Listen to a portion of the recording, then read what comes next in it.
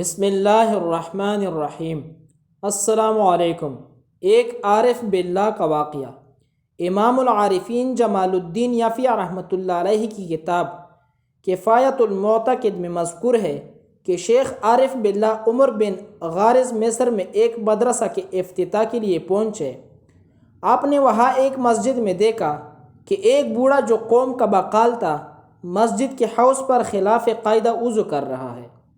آپ نے اس سے کہا کہ اے شیخ، آپ سن رسیدہ ہو کر اور ایسے شہر میں جہاں علماء کی کمی نہیں باقاعدہ وضو نہیں سیکھ سکے۔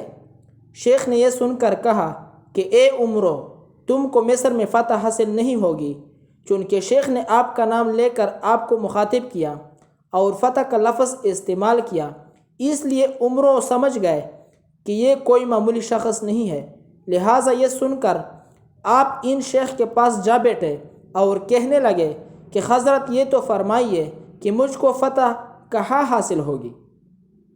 شیخ نے جواب دیا، مکہ مکرمہ میں۔ آپ نے پوچھا کہ مکہ مکرمہ کہاں ہے؟ شیخ موصوف نے ہاتھ کے اشارہ سے فرمایا کہ یہ ہے۔ چنانچہ شیخ کے ہاتھ سے اشارہ کرتے ہی مکہ مکرمہ عمرو کے روبرو منکشف ہو گیا اور آپ آن کی آن ان میں داخل ہو گئے اور 12 سال تک وہاں رہے۔ وہاں آپ کو بہت سی فتوحات روحانی حاصل ہوئے اور آپ نے اپنا مشہور دیوان بھی وہی تصنیف کیا۔ ایک مدت کے بعد آپ کے کان میں شیخ مصری کی آواز آئی۔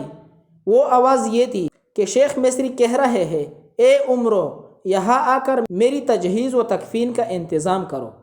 چنانچہ شیخ مصری کی یہ آواز سن کر آپ مصر پہنچے۔ شیخ نے آپ کو 1 دینار دیا اور کہا کہ اس سے میرا کفن وغیرہ خریدنا اور مجھ کو کفنا کر اس جگہ، ہاتھ سے قرافہ کی قبرستان کی جانب اشارہ کیا، رکھ دینا۔ اس کے بعد انتظار کرنا کہ کیا ہوتا ہے۔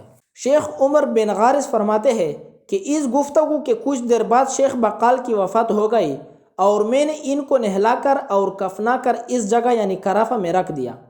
کچھ دیر کے بعد آسمان سے ایک شخص نازل ہوا اور ہم دونوں نے مل کر ان کی نماز جنازہ ادا کی۔ اس کے بعد ہم انتظار کرتے رہے۔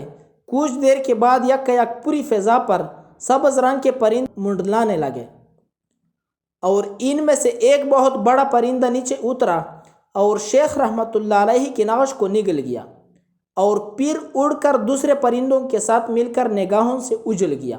شیخ بن غارز کہتے ہیں کہ یہ منظر دیکھ کر مجھے بڑا تعجب ہوا۔